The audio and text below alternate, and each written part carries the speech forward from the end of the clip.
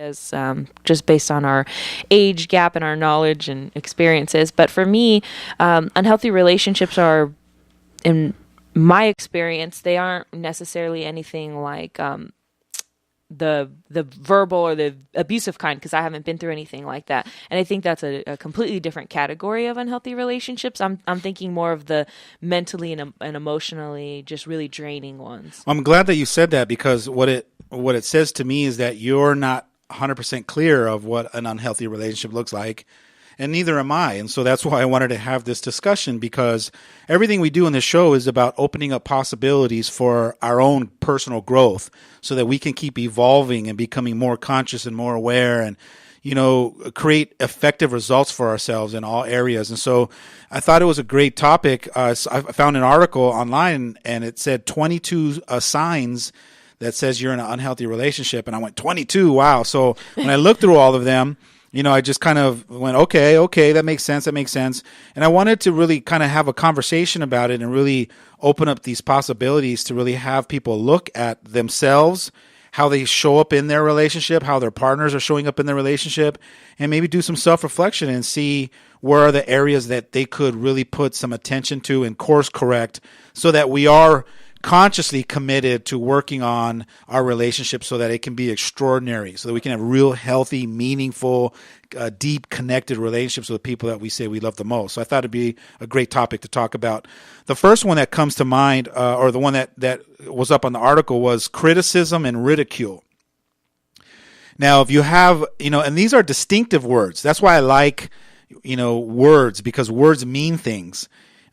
When you have somebody that gives you criticism, that's more coming from a place of judgment rather than an observation. So I can give you feedback from a place of criticizing you, or I can give you feedback more from a neutral observation. And I don't think a lot of us have learned how to give feedback or constructive criticism to where it's positive or more neutral. We seem to give kind of feedback like it's from a place of maybe sometimes a nasty place, like, you're going to wear that today, or something like that. We're not doing it consciously. It's just unconscious. Like that's how you're dressing today. And we don't realize that sometimes we say that and it stings. Yeah. I like how you said that the words are important, because when you first said criticism and ridicule, I was thinking, okay, what's the opposite? What is it that makes that healthy? So the first thing I thought was support. Just because I am thinking of a scenario where maybe I felt like I was being criticized or ridiculed for something that I did in my relationship, and all I was looking for in that time was support. And that doesn't necessarily have to look like you 100% support me and you agree and you're saying, yeah, let's go, let's do this. I agree with you. It might just look like, hey, I don't agree with you. Let's have a conversation about it. And like you said, where it opens up to constructive criticism, where it doesn't feel like a jab. Yeah, and a pivotal moment to set yourself up to win when you're offering advice or an opinion or a point of view to somebody that you care about, that you actually want them to hear the information you're giving them so that they can learn from it or adapt to it or whatever it is it really comes down to the way that you tee it up. Teeing something up to somebody means I'm explaining to you what I'm going to say to you, and I'm asking you to hear it in this way. And so if I tee up a conversation with you where I want to give you my opinion, so that I don't eliminate the possibilities of you being felt like you're criticized by me or judged by me or that I'm ridiculing you, I'm going to start the conversation off with, hey, Jazz, can I give you some feedback of how you're dressed today, or are you solid with what you're wearing and clear about what your intention is? And if you go, no, I'm good, then I'm going to back off and go, got it. This is really funny scenario that you're bringing up, because this just happened this past weekend, where it wasn't, hey, can I give you some feedback? It was, I can't believe you're wearing that in public. That's right. You're right. I did do that. So in this scenario, we were at church at a function. It was a baptism for a family member, and you came in and you were wearing something that, for me, coming from old school style, I probably wouldn't be wearing something like that. So when I remember correctly how I said it to you. You probably remember you better. You said, have you ever been to church before? Okay, and I apologize for that. I didn't mean for that to come off as that I'm dissing what you were wearing or putting you down or anything like that. And so the proper way now, in hindsight, looking back, the proper way would have said, I probably would have waited till afterwards and maybe asked you permission to give you that feedback. I probably, it wasn't my place to just say that to you. And I probably should have just given myself permission to just to tell you like that right in that moment. And then later on, it's funny because your mom said, have you ever considered that maybe she was questioning it herself or wondering herself if what she was wearing was appropriate or whatever. And it never dawned on me. So, it's an error on my part and I apologize for that. But yeah, it's a great example is, criticism and ridicule.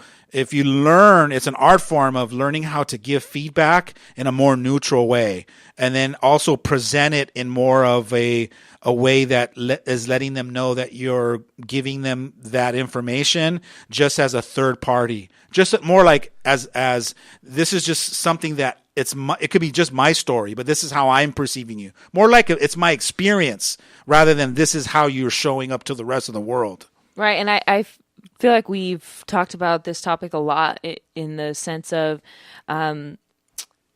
just using your words correctly. And I have a feeling, I haven't looked at this list at all. All I know is this first one. I have a feeling they're all going to be based off of your words and how you're being perceived. Maybe. We'll find out right now. Actually, it's funny because there's 22 of them. I grabbed maybe 17 or 18, the ones I thought were really important. And I don't even think we're going to get through all of them because this kind of information is like a 7-series show. We can really go, just on criticism and ridicule, we can talk about for the whole show and really open up some powerful possibilities. But I do want to get through all of them just to kind of touch into all of them. The next one is trying to change you or fix you.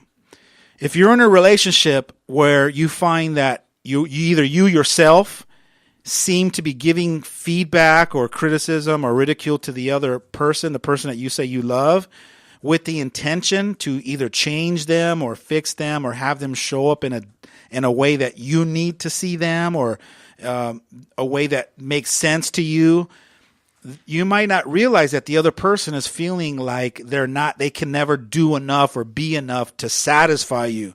And if it's the other way around where you are in a relationship where it feels like they're always giving you criticism or feedback or always pointing things out to you to either change you or fix you, right? That's unhealthy. And this is common in a lot of the coaching sessions I have, especially in relationships with couples, is helping people realize that it's not your job to change the other person. Your job is to find all those quirky and weird things that you don't understand about the person and figure out how to love that about them. That's the powerful stand. That's learning how to create an extraordinary relationship, is learning how to go, okay, that weird thing that you do with your soup and you slurp it, instead of annoying me, I'm starting to learn how to love that about you. I love that you do that. Now, can you practice it? That's the easy way is to just point fingers and go, why are you doing this? And be in resistance to it and making it feel bad and wrong because that's a habit that you don't like. And so the process is learning how to love that about them. Yeah, that cliche thing that they say about you hate the thing in others that you hate about yourself kind of thing. I never really understood that, and I kind of I just thought that that's all it was a cliche. It was something people said, but because I know that the things that I hate about people or dislike about people, I'll tell myself, I'll never do that, or I've never done that, and that's why I don't like it. But it kind of opened up some doors for me because my younger sister, she hates it when I chew because she says it's too loud. So every single time I chew popcorn, chips, anything, she's like, gosh, be quiet. Like, she's like, just shut up. And I just laugh because she gets so annoyed. But as time went on, after years of her telling me that, I realized she chews so loud that she doesn't even know she's doing it. And it's kind of like an unconscious thing. Like, so here I am saying, oh, I hate or I dislike this person because she's judgmental or because she does X, Y, and Z, when I'm probably being judgmental and I'm probably being X, Y, and Z, all those things that I hate, and I didn't even realize it. So funny enough, I realized all of that just based off of this scenario of my sister getting mad at me for the way I chew. Yeah, that's great insight. The next one is lack of communication. if you're in a relationship where you really started off, falling in love with each other and couldn't wait to share, different moments of your life with each other, and you couldn't wait to get home to tell that person that you love the most about how your day went. And relationships are designed for you to just share your life with each other. They're not to make each other be the way you need them to be to make you feel better about yourself. And a relationship is just an opportunity for me to share my life with someone else. That's it. It's purely about sharing. And if you have started off with really being excited and, giddy about sharing your life with the other person, all of a sudden it's come to a point where you guys don't communicate and don't share anymore, and there's a lack of that communication, you're now starting to slip into an unhealthy relationship. These are all warning signs. So a lot of what we're going to be talking about, we're opening up possibilities of, you got to be looking at, is that what's happening in my relationship? And we're talking about it to really kind of, wave the red flag so you can see it, to make some of those course corrections, or at least have a conversation with your loved one and say, hey, I heard this show today, or I read this article today and talked about lack of communication. And hey, dude, that's you and me. Like, I want to change that. I don't want to just, rest on our laurels and expect that this relationship to continue to be extraordinary for the rest of our life without putting no conscious commitment or effort into it. Yeah, and I kind of want to paint a little bit of a picture here, because this happens to me a lot. Is somebody will have a piece of information. So if you're listening, imagine your husband or your girlfriend, boyfriend, wife, whatever. And imagine they have a piece of information. Let's say you're going to an event on Saturday, and they don't tell you. They know about it. They've known about it for 2 weeks, and then they barely tell you on Friday. And you're like, oh my gosh, I don't have an outfit. I had plans, whatever, all these 100 things that come up. I know that this happens to me all the time. I get so frustrated because you knew about it 2 weeks ago and I'm finding out 2 days before. And I know that it must have just slipped their mind or whatever, but that's so frustrating and so annoying to me that, I know you probably wouldn't think of it as lack of communication because it's not that big of a deal, but it is when it happens all the time. So, if you find that your wife or your girlfriend's getting mad at you because you plopped some surprise plans on her and she didn't know what to do, and she was frustrated, that's probably it. It's probably because you are always doing that. You're always not communicating. It's not just about this one event. It's about all the times that you forget to tell her about something. Yeah, I never thought about that. That could be a place where, maybe and I'm guilty of this a lot of times, is, my life runs so fast, 100 miles an hour all day long, and I'm scheduling things. And thank God for Google Calendar, because I can share that stuff now with my wife. But there's still things that fall through the cracks that happen in real time that I'm acknowledging or confirming and putting in my calendar, or putting it in my mind saying later tonight I'm going to add it to my calendar, and then it just things slip through the cracks, and then later on it's oh my God, last minute I forgot we have this function, and it's oh my God, you didn't tell me, and all that kind of stuff. But that's also a category called not respecting the other person's time as well. And it becomes a portion where you guys have to realize you're a team. If you're in a relationship and a partnership, you actually become a team now. And it's now learning about how to communicate effectively so you set your team up to win. So if I don't tell my partner in enough time so that she can prep to be able to be ready so we can leave on time, and now she's frustrated, that's an error on my part because I didn't have the courtesy to give her enough time to set her up to win, and ultimately to set both of us up as a team to win. Yeah, I never realized that that's what it was, because sometimes when I do have to communicate and I have to talk about why I'm upset, I don't want to sound dumb for saying, well, I feel like you don't respect me, or I feel like you don't respect my time. But really, that is what I'm feeling. I feel like you obviously think your time's more valuable because you planned and 2 weeks ahead that you're doing this. Whereas mine, you just expect me to go along with it because we're a team and we're supposed to do it. We got to be careful with some of that stuff, because we can make up assumptions about that person, that's what's really going on psychologically, and it's not. It could just be that the person is just not present and not conscious and not aware. and that practice of taking consideration for each other's time. They haven't mastered that. They haven't got to that level yet. So be careful not to project all those things into that person when it's not really what he might have been doing. Right. He can just go, no, I'm sorry, that's not what I was thinking at all. I just have so much in my mind, it just slipped it, and you're totally right. As long as I think they can clean it up from the responsible version and acknowledge that what you're feeling is valid and that they played a part in it, I think you guys are starting to learn how to teach each other how to step up to another level of communication. But when we talk about here as this part being a lack of communication, yes, the example you gave falls into that, but I think in general they were talking about just not having enough communication. I can see relationships that start off really heavy and saturated with sharing every little detail, and then we get to the point where we're married or in a relationship for 8 years, 12 years, 15 years, and we just slowly just, hey, how's it going? We're just grunting to each other. What do you want to eat? They're just the basic questions instead of sitting down and choosing to have your partner be that person that you get to brainstorm or throw out ideas, and then they get to encourage you, and then you get to build. I mean, communication is so deep. I feel like the average person doesn't give themselves permission and the courage to just dive down deep into those levels where you guys are really being there for each other, and that's the picture I want to paint, and especially with this topic. The next one is loss of emotional intimacy. I think that for most unconscious people, we feel like, using words to have conversations is enough in our relationships. And we don't really have, a lot of us have been taught how to have an emotional connection or an emotional intimacy level. I call it vulnerability.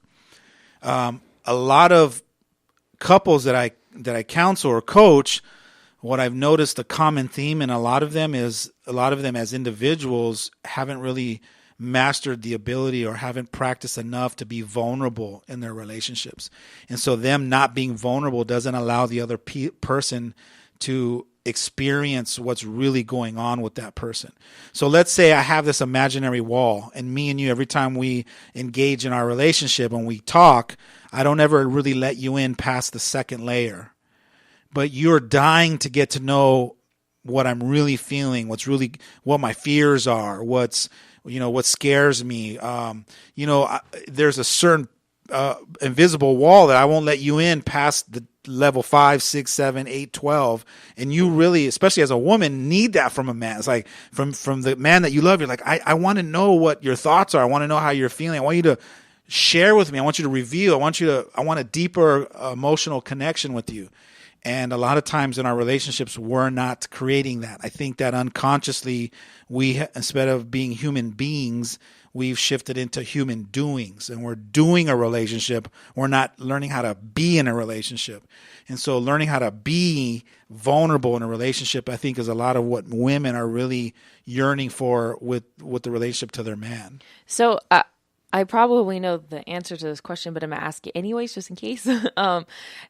How are we supposed to get that other person, if, let's say, we're doing everything, and I'm going to say what I think the answer is, which is just being the example and doing it. If I'm saying, if I'm doing everything that's emotional and vulnerable, and I do that for 15 years and he never opens up or never lets his walls down, then what?